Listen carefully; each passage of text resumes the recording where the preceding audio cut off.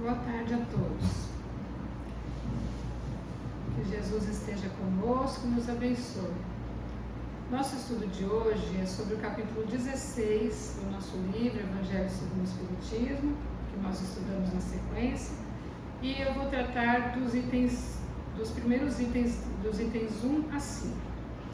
Então, este capítulo traz muitas citações do Evangelho, do Novo Testamento. Na verdade, esses 5 primeiros itens são apenas citações mesmo do Evangelho, não tem ainda os comentários de Allan Kardec, mas a gente vai ver e comentar cada um rapidamente. Então vamos ao primeiro, que diz assim: ninguém pode servir a 2 senhores, porque ou odiará a um e amará a outro, ou se prenderá a um e desprezará o outro. Não podeis servir simultaneamente a Deus e a Mamon. Então essas são as palavras do Mestre, encontradas no Evangelho de Lucas, capítulo 16. Antes de mais nada, vamos lembrar o que significa esse termo Mamon. Mamon significa dinheiro, ou também riquezas, ou posses materiais. Então, portanto, ele simboliza a adoração das possibilidades que a vida carnal oferece. O que Jesus está textualmente nos dizendo, então, com essas palavras, não se pode servir a Deus e a Mamon, é que os interesses de Deus são contrários aos interesses da matéria. Se priorizarmos um, o outro estará automaticamente em segundo plano. E a recomendação do nosso Mestre em todo o seu apostolado foi sempre de priorizarmos o reino de Deus. Então este capítulo é um lembrete para que nós nos foquemos naquilo que realmente importa, para não nos perdermos nas facilidades, nos prazeres que o mundo material oferece, porque não é para isso que nós viemos a esse mundo. Nossa proposta, nos reencarnando aqui na Terra, é a de evoluirmos o nosso espírito através das experiências que o mundo físico pode nos proporcionar. Então, nós temos experiências no contato com as pessoas, na superação de problemas, de dificuldades, de situações diversas que aparecem, de desafios, e também na oportunidade de trabalharmos e servirmos em nome de Deus, de sermos instrumentos dele. Então, essas são as atividades propostas para nós numa encarnação, Mas muitas vezes a gente cai aqui, mergulhados na matéria, nas facilidades, a gente se esquece disso, se ilude. Então, este capítulo é uma lembrança sobre o que realmente importa para nós. O segundo item do nosso capítulo conta a história de um moço que pergunta a Jesus o que ele deveria fazer para ganhar a vida eterna.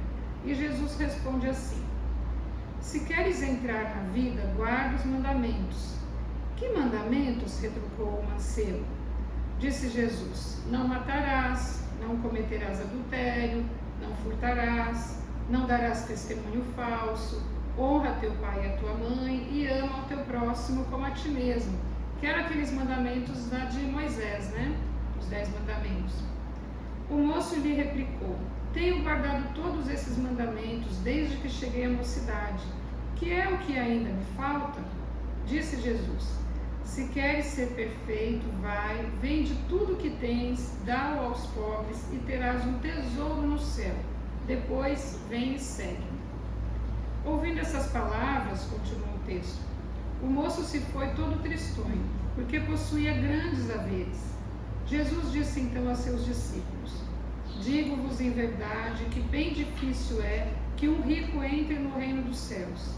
Ainda uma vez vos digo, é mais fácil que um camelo passe pelo buraco de uma agulha do que entrar um rico no reino dos céus. No Evangelho de Mateus, também encontramos em Lucas e no Evangelho de Marcos essa citação.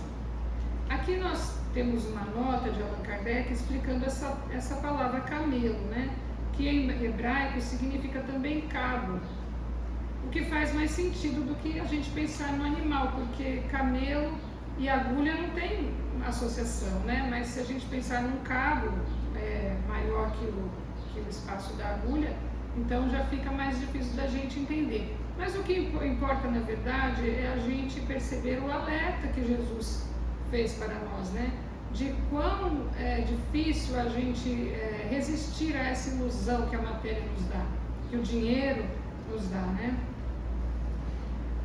O acúmulo de riquezas não favorece a nossa evolução moral, pelo contrário, exacerba a nossa vaidade, nos confere algum poder aqui na Terra, e isso pode nos dar uma falsa ideia de superioridade, nos traz a responsabilidade com o nosso próximo, pois a gente, em posse de uma ferramenta poderosa que é o dinheiro, é com a gente que Deus conta para socorrer, para aliviar, e nem sempre a gente está preparado para isso, preparado espiritualmente, né?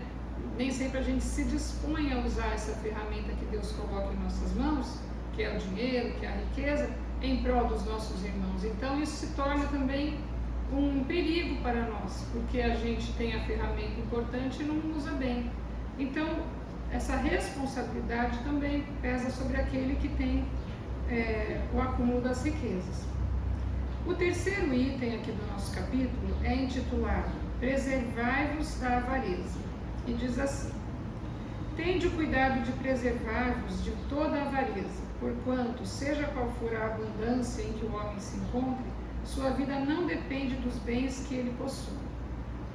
Jesus, como sempre fazia, além de falar assim textualmente, também contou essa parábola para que ficasse mais marcado o ensinamento. Jesus ensinava a gente o mesmo ensinamento de várias formas, né? Então, além de falar, ele ainda explicou através dessa historinha. Havia um rico homem cujas terras tinham produzido extraordinariamente, o que se entretinha a pensar consigo mesmo assim: que hei de fazer, pois já não tenho lugar onde possa encerrar tudo o que vou colher? Aqui está, disse, o que farei. Demolirei os meus celeiros e construirei outros maiores, onde porei toda a minha colheita e todos os meus bens. E direi à minha alma, tens de reserva muitos bens para longos anos, repousa, come, bebe, goza. Mas Deus, ao mesmo tempo, disse ao homem: que insensato és, esta noite mesmo tomar-te-ão a alma, para que servirá o que acumulaste? É o que acontece àquele que acumula tesouros para si próprio e não é rico diante de Deus. Lucas capítulo 12, versículos de 13 a 21. Então essa é a história que Jesus contou, né? Então a gente não gosta de pensar que um dia vamos ter que abandonar tudo aqui, tudo que a gente construiu, pelo que a gente lutou, o que a gente conseguiu fazer ou até acumular. Mas essa, na verdade, é a única certeza da vida. É que um dia o nosso corpo irá perecer. Nós vamos ter a morte do nosso corpo, não a nossa morte do espírito, porque o espírito é imortal, mas a do corpo sim. Então, se tivermos sabedoria, a gente vai passar pela matéria, mas sem se esquecer do espírito, não é? No quarto item, nós encontramos a história de Zaqueu, que era cobrador de impostos, chefe dos publicanos e muito rico, que queria ver Jesus. Jesus, tendo entrado em Jericó, passava pela cidade e Zaqueu não conseguia vê-lo devido à multidão, por ser ele de estatura muito baixa. Por isso, correu à frente da turba e subiu a um sicômoro, que era uma árvore. Gente, eu não conheço a árvore sicômoro, não sei se tem aqui no Brasil, mas eu decorei o nome aqui porque achei interessante. Sicômoro. Subiu no sicômoro para conseguir ver Jesus, porquanto ele tinha de passar por ali, por aquele caminho. Chegando a esse lugar, Jesus dirigiu para o alto o olhar e, vendo-o, disse: Zaqueu, dá-te pressa em descer, porquanto preciso que me hospedes hoje em tua casa. Zaqueu desceu imediatamente e o recebeu jubiloso. Entretanto, Zaqueu, pondo-se diante do Senhor, disse-lhe: Senhor, dou a metade dos meus bens aos pobres, e se causei dano a alguém, seja no que for, indenizo-o com 4 tantos. Ao que Jesus lhe disse: esta casa recebeu hoje a salvação, porque também esse é filho de Abraão. No Evangelho de Lucas também essa passagem. Então a gente vê aqui, né, que aquela vontade de Zaqueu se encontrar com o mestre, por certo é porque ele já sentia sintonia, né, com a mensagem de Jesus, e realmente ele se afinizou com isso, e com certeza também com o magnetismo de Jesus, ao ponto dele abrir mão de metade dos bens dele aos pobres e querer recompensar um quádruplo a quem ele tivesse feito qualquer mal, né? Então Jesus abençoou essa atitude dele, ou seja, Jesus aprovou esse tipo de conduta. No quinto e último item que estamos vendo aqui, nós temos a parábola do mal rico, que diz assim: havia um homem rico que vestia púrpura e linho e se tratava magnificamente todos os dias. Havia também um pobre chamado Lázaro, deitado à sua porta, todo coberto de úlceras, que muito estimaria poder mitigar a fome com as migalhas que caíam da mesa do rico. Mas ninguém lhes dava, e os cães lhe vinham lamber as chagas. Ora, aconteceu que esse pobre morreu e foi levado pelos anjos para o seio de Abraão. O rico também morreu e teve por sepulcro o inferno. Quando se achava nos tormentos, levantou os olhos e viu de longe Abraão e Lázaro em seu seio, e exclamando disse essas palavras: Pai Abraão, tem piedade de mim, e manda-me Lázaro, a fim que molhe a ponta do dedo na água para me refrescar a língua, pois sofro horrível tormento nessas chamas. Mas Abraão lhe respondeu: Meu filho, lembra-te de que recebeste em vida teus bens e de que Lázaro só teve males. Por isso ele agora está na consolação e tu nos tormentos. Ademais, existe para sempre um grande abismo entre nós e vós, de sorte que os que queiram passar daqui para aí não o podem, como também ninguém pode passar do lugar onde estás para aqui. Disse o rico: Eu então te suplico, pai Abraão, que o mandes à casa de meu pai, onde tenho 5 irmãos, a dar-lhes testemunho dessas coisas, a fim de que não venham também eles para este lugar de tormento. Abraão lhe retrucou: Eles têm Moisés e os profetas, que os escutem. Não, meu pai Abraão, disse o rico, se algum dos mortos for ter com eles, farão penitência. Respondeu-lhe Abraão: Se eles não ouvem a Moisés nem aos profetas, também não acreditarão, ainda mesmo que algum dos mortos ressuscite. Do Evangelho de Lucas também, capítulo 16. Essa parábola, gente, é muito impressionante para mim, não sei se para vocês, mas Jesus está nos dizendo assim: olha, vocês têm os ensinamentos, acreditem neles.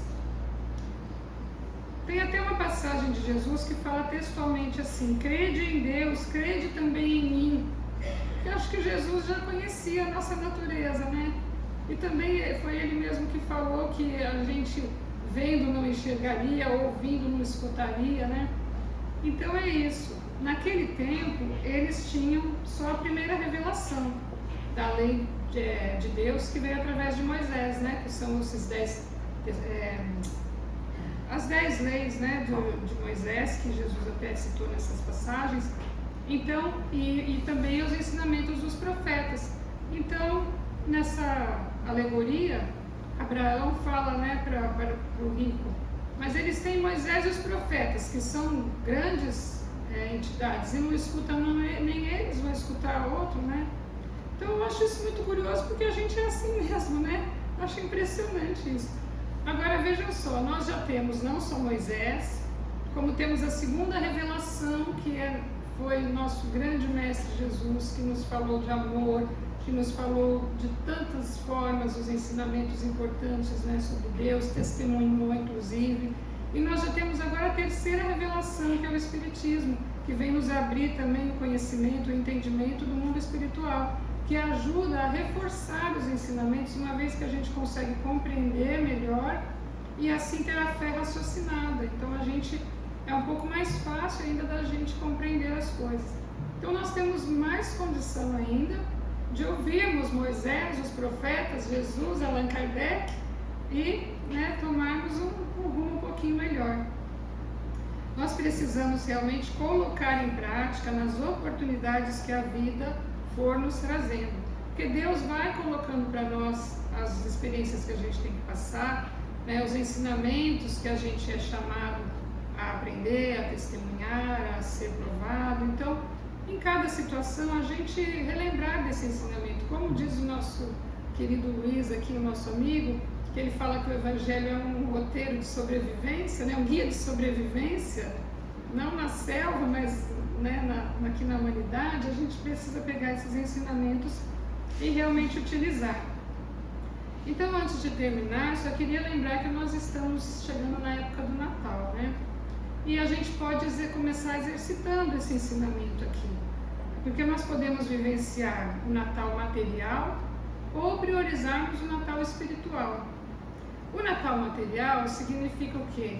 Essa grande festa que a gente faz com as luzinhas que são bonitas, com a mesa farta, com as sobremesas mais gostosas que a gente sabe fazer, com tudo que a gente queria comer o ano todo, a gente põe na mesa no Natal, com os presentes mais caros que a gente consegue comprar. Então, e tudo isso é muito gostoso da gente vivenciar, mas vamos nos lembrar do aniversariante, né?